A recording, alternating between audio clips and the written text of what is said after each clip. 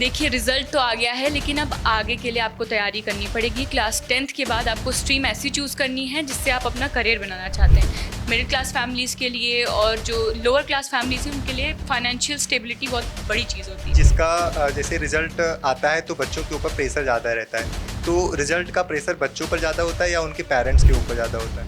Marks से ज़्यादा अब आपको स्किल्स पे ध्यान देना चाहिए। आज ऐसी जनरेशन चल रही है कि पीएचडी किए हुए, अच्छी-अच्छी डिग्री लिए हुए आदमी घूम रहा है इधर-उधर। उनको नौकरियां नहीं मिल रही हैं, लेकिन जो स्किल्ड आदमी है, वो आज भी बेरोज़गार नहीं है। सोसाइटी तो आपके बच्चे को दबाने की कोशिश करेगी ही, लेकिन आपका बच्चा है, वो आपका दोस्त है, आपके जानने वाला है। तो आपको उसको प्रेशर नहीं देना है, आपको उसको हेल्प करनी है। यूपी बोर्ड का रिजल्ट आ चुका है। बच्चों में काफ़ी इंतज़ार देखने को मिल रहा था, वो इंतज़ार आज खत्म हुआ है। इसी टॉपिक पे आज हम बात करेंगे कनिका जी से। कनिका जी, कैसी हैं आप? बहुत बढ़िया, आप कैसे हैं? मैं भी ठीक हूँ। मेरा सबसे पहला क्वेश्चन आपसे ये है कि यूपी बोर्ड का एग्ज़ाम हुआ, इस एग्ज़ाम में कितने छात्र छात्राओं ने पार्टिसिपेट किया? अगर हम लोग इस साल यूपी बोर्ड 2025 एग्ज़ाम की बात करें तो कुल 51,44,375 स्टूडेंट्स ने अपीयर हुए थे। 25,45,815 स्टूडेंट्स थे और 12th क्लास में 25,98,560 स्टूडेंट्स जो हैं वो अपीयर हुए थे। मैम, मैं ये जानना चाहूँगा कि इस बार टॉपर्स कौन है और उनके कितने प्रतिशत अंक रहे? देखिए, अगर हम लोग पास परसेंटेज की बात करें तो क्लास 10th में कुल पास प्रतिशत जो रहा है वो 90.11% रहा है। क्लास 12th की बात करें तो 81.15% रहा।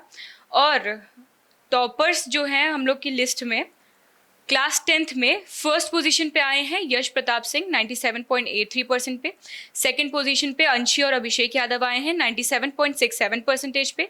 थर्ड पोजीशन पे ऋतु गर्ग, अर्पिता वर्मा और सिमरन गुप्ता आई हैं 97.50% पे। 12th क्लास में फर्स्ट पोजीशन पर आई हैं महक जायसवाल 97.20% पे।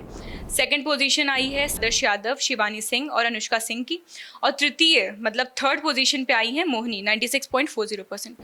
मैम, टॉपर्स की बात तो सब करते हैं। मैं पूछना चाहूँगा आपसे कि जिनका रिजल्ट अच्छा नहीं गया है, उनके लिए क्या विकल्प हो सकते हैं आगे?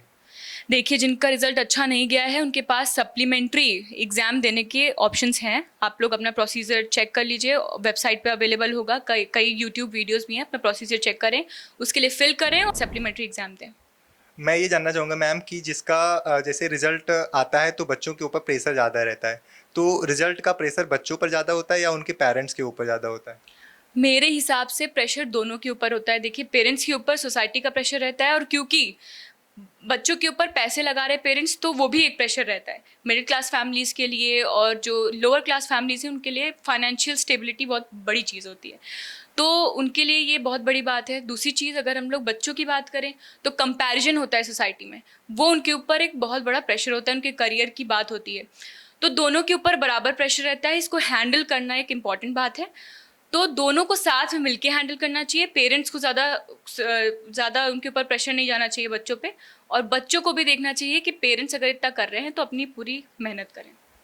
जैसे एग्ज़ाम होने के बाद बात करने लगते हैं लोग मार्क्स को लेकर कि कितने मार्क्स आए, कितने तुम्हारे आए। तो मैं ये जानना चाहूँगा कि आज भी क्या मार्क्स से करियर तय होता है या फिर आज चीज़ें बदल गई हैं?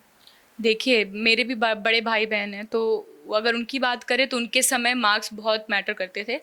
लोग कंपैरिजन करते थे कि आज मेरे बच्चे के इतने मार्क्स आए, उनके लड़के के इतने मार्क्स आए। अब थोड़ा बहुत चेंज हुआ है क्योंकि हम लोग ये समझ रहे हैं, क्योंकि अब स्किल्स ज़्यादा इंपॉर्टेंट है मार्क्स से ज़्यादा।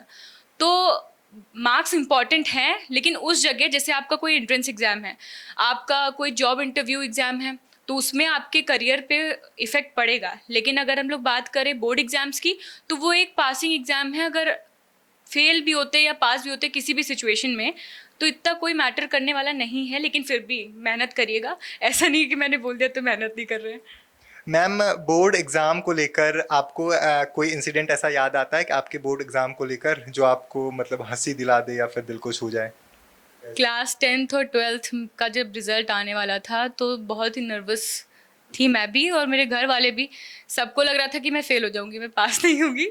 लेकिन जिस दिन एग्ज़ाम आया, हम लोगों ने वेबसाइट खोली एक साथ। पापा थे नहीं घर पे, पापा को क्योंकि विश्वास था मैं फ़ेल हो जाऊंगी। लेकिन फिर खोला, देखा ठीक ठाक परसेंटेज आया था। किसी को भरोसा नहीं हुआ, पापा ने कहा स्क्रीनशॉट लेके भेजो। तब उन्होंने विश्वास किया कि हाँ पास हो गई है। तो यही सब चीज़ें थी, कुछ ज़्यादा। अगर आज रिजल्ट के बाद आपको बच्चों को कोई सलाह देनी हो तो क्या कहना चाहेंगे रिजल्ट के बाद उनको? देखिए, रिजल्ट तो आ गया है, लेकिन अब आगे के लिए आपको तैयारी करनी पड़ेगी। क्लास 10th के बाद आपको स्ट्रीम ऐसी चूज़ करनी है जिससे आप अपना करियर बनाना चाहते हैं। जैसे अगर जो कोई बैंकिंग सेक्टर में जाना चाहता है, कोई बिजनेस जब सेक्टर में जाना चाहता है, तो वो कॉमर्स ले। अगर वो डॉक्टरी करना चाहता है या रिसर्च पेपर्स और इन सब में जाना चाहता है, तो आप फिर बायो चूज़ करिए। अगर आप IIT JEE की तैयारी करना चाहते हैं, तो आप PCM लीजिए। और मैं ये भी बोलना चाहूँगी, अगर कोई सरकारी नौकरी की तैयारी करना चाहता है UPSC की, तो आर्ट्स ऐसा सब्जेक्ट है जो कि बहुत कम लोग चूज़ करते हैं, क्योंकि बहुत कम समझा जाता है उसको, घिनौनी नज़रों से देखा जाता है जो आर्ट्स वाले बच्चे होते हैं। तो आप वो चूज़ कर सकते हैं, क्योंकि अब UPSC एक ऐसा स्ट्रीम है जिसमें आपको इज्जत भी मिलती है, और साथ में आप अगर स्टार्टिंग से प्रैक्टिस करोगे तो आपको उसमें मदद मिलेगी। मैं ये जानना चाहूँगा मैम कि रिज़ल्ट के बाद बच्चों के अंदर मानसिक प्रेशर बहुत बढ़ जाता है, तो वो रिज़ल्ट के आने से पहले या रिज़ल्ट आने के बाद अगर अच्छा नहीं है तो अपने वो मानसिक दबाव को कैसे हैंडल करें? अब जो हो गया है वो हो गया है, ठीक है, वो बदला नहीं जा सकता। अगर आप फेल हुए हैं तो आप सप्लीमेंट्री एग्ज़ाम की तैयारी करिए, आपको टाइम मिलेगा, आपको वही एग्ज़ाम्स फिर से देने होंगे जिसमें आपके परसेंटेज अच्छे नहीं आए हैं। तो अब वो टेंशन लेने से वो वापस आ तो जाएगी नहीं चीज़, इसलिए टेंशन मत लीजिए, और धीरे धीरे आप अपने आगे की भी प्लानिंग करते रहिए। जैसे मैंने कहा कि आप फेल हुए हो किसी भी सब्जेक्ट में, तो ऐसा नहीं है कि आपका करियर रुक गया है वहाँ पे। तो आप बिल्कुल भी प्रेशर मत लीजिए, और पेरेंट्स को भी ये ध्यान देना चाहिए कि उनको डिमोटिवेट मत करिए, मोटिवेट करिए, ताकि आपका बच्चा अब आगे से ज़्यादा अच्छा परफॉर्म कर पाए। मैं ये जानना चाहूँगा कि रिज़ल्ट तो ठीक है, रिज़ल्ट आ गया आज, रिज़ल्ट आने के बाद अच्छा गया रिज़ल्ट या बुरा गया, रिज़ल्ट के अलावा ऐसी कौन-सी चीज़ें हो सकती हैं जिसमें बच्चों को ध्यान देना चाहिए और वो प्रोडक्टिविटी अपना बढ़ा सकें और अपनी लाइफ़ को आगे बढ़ाने में मदद कर सकें? ऐसी कौन-सी चीज़ें, ऐसे कौन से फैक्टर साबित हो सकते हैं उनके लिए अच्छे? देखो, आप भी वही जनरेशन में हो, मैं भी हूँ, तो हम लोग ये समझते हैं अब आज की जनरेशन में कि मार्क्स से ज़्यादा अब आपको स्किल्स पे ध्यान देना चाहिए। आज ऐसी जनरेशन चल रही है कि PhD किए हुए, अच्छी-अच्छी डिग्री लिए हुए आदमी घूम रहा है इधर-उधर, उनको नौकरियाँ नहीं मिल रही हैं, लेकिन जो स्किल्ड आदमी है, वो आज भी बेरोज़गार नहीं है। तो हमारे साथ भी, जैसे मैं मास कॉम कर रही हूँ, बहुत सारे ऐसे लोग हैं जो मास कॉम कर रहे हैं मास्टर से, लेकिन वो अभी भी सेटल्ड है, डिग्री वो साथ साथ ले रहे हैं, क्योंकि वो ज़रूरी है, डिग्री भी ज़रूरी है, लेकिन उनका काम रुका नहीं है। तो मैं यही कहना चाहूँगी, आप अपनी स्किल्स पे काम करिए। अगर आप सिंगिंग में अच्छे हैं तो आप सिंगिंग करिए, अगर आप डांस में अच्छे हैं तो डांस में करिए, अगर आपको कंटेंट राइटिंग पसंद है तो आप उसमें जाइए। अपने लिए और अच्छे अच्छे जो ऑप्शंस हैं उनको देखिए, उनको ट्राई करिए। स्पोर्ट्स में अच्छे हैं, स्पोर्ट्स में करिए, क्योंकि आज ऐसी जनरेशन है कि आपको हर जगह सफलता ज़रूर मिलेगी। जब मैं ये जानना चाहूँगा कि जब किसी बच्चे को असफलता का सामना करना पड़ता है, तो उसके मन में ऐसे कौन से विचार हावी हो जाते हैं, जिससे उनको कोई गलत स्टेप उठाने में मजबूर होते हैं, वो गलत स्टेप उठाते हैं। तो ऐसे कौन से फैक्टर को उनको ध्यान में रखना चाहिए कि असफलता और जो उनको मिलती है, उन सारी चीज़ों से वो ओवरकम कर पाएँ? देखिए, यहाँ पे सबसे बड़ा जो फैक्टर आता है वो जो उनके आसपास रहने वाले लोग हैं, उनके दोस्त हो गए, उनके रिलेटिव्स हो गए, उनके पेरेंट्स हो गए। सोसाइटी तो आपके बच्चे को दबाने की कोशिश करेगी ही, लेकिन आपका बच्चा है, वो आपका दोस्त है, आपके जानने वाला है, तो आपको उसको प्रेशर नहीं देना है, आपको उसको हेल्प करनी है कि वो उस सिचुएशन से, देखो, हम लोग सब लोग ऐसे साथ में हैं कि कंपटीशन चलता रहता है। बच्चों के में भी कंपटीशन होता है, और प्रेशर रहता है कि मुझे अपने दोस्त से अच्छा करना है। अब दोस्त का अच्छा हो गया तो आपको लोग टॉन्ट करेंगे कि देखो तुम्हारा दोस्त ऐसा निकला, ऐसा। तो ये सब चीज़ें तो चलती रहेंगी, लेकिन आपको अपने जो जानने वाले हैं उनको मोटिवेट करना है, ना कि डीमोटिवेट करना है।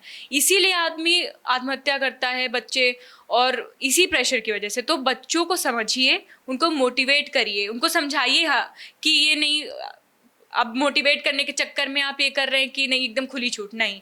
आपको समझाना है कि मार्क्स लाना ज़रूरी है, लेकिन आपकी जान से ज़रा ज़रूरी नहीं है।